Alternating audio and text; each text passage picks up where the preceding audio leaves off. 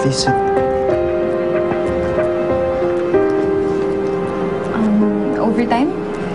Tinatapos ko lang yung mga quote na pinapagawa mo.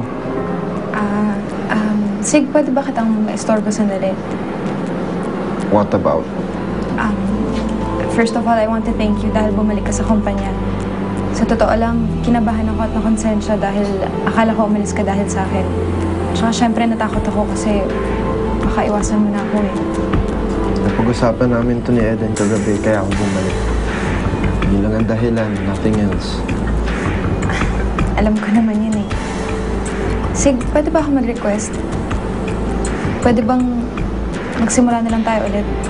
Total, okay na kami ng asawa mo. Baka pwedeng tayo din, okay na rin.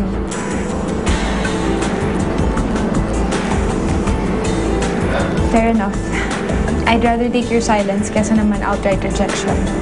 At least ngayon, alam ko na pinag-iisipan mo magiging magkaibigan tayo ulit. Salamat.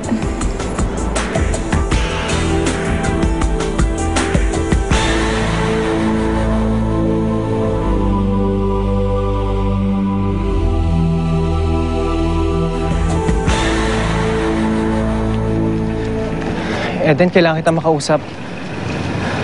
Ahmed, pasensya ka na. Alam ko ngayon lang tayo nagkita ulit, pero nangako na kasi ako kay Sig na iwasan na kita. Kaya sana huwag mo na akong pupuntahan pa dito.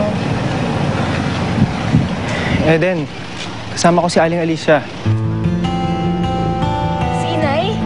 Kasama mo si Inay? Nasaan siya? Iniwan ko lang siya doon sa may tindahan kasi nahihiya siya sa'yo nung pinagtabuyan ka niya. Kaya ang sabi ko na lang sa kanya, dadalhin kita sa kanya. Dali mo ako sa kanya, Ahmed. Gustong-gusto ko na siya makita. Tara, halika na.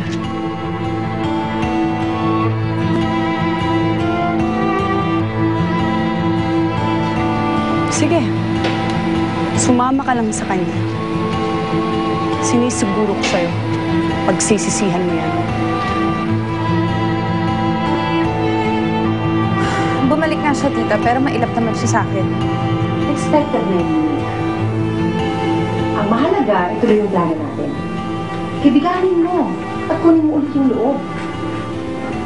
Konting tiis lang yan, Iha. Okay, fine. Patience kung patience. Alam mo, sabayan mo ka lang. I-remind mo siya kung bakit ka niya minahal dati. Tignan mo. Unti-unti niya marirealize na mali ang kasama ng babae. At na ako ang mas deserving kesa sa Eden na yan, no? Of course! Alam mo, tita, thank you, ha? Hindi ko alam ang gagawin kung wala ka.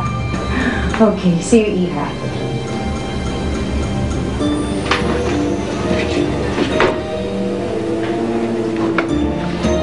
Talagang nakahanap pa na ng kakampi dyan sa babae nga na. Oo naman.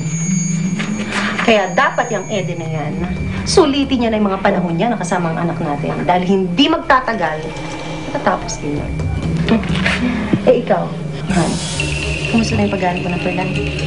Ay nako, nabibisit nga ako sa tiyan na yan eh. Matagal-tagal na rin siyang hindi nagre-report sa akin. Iisip ko ba, may ginagawang kalokohan yun eh. Hindi naman siguro, baka talagang busy lang. Kung busy man siya, next week, pag wala pa rin siyang report, pupuntahan ko siya doon. Matagal-tagal na rin nating iniintay yung perlante na yan.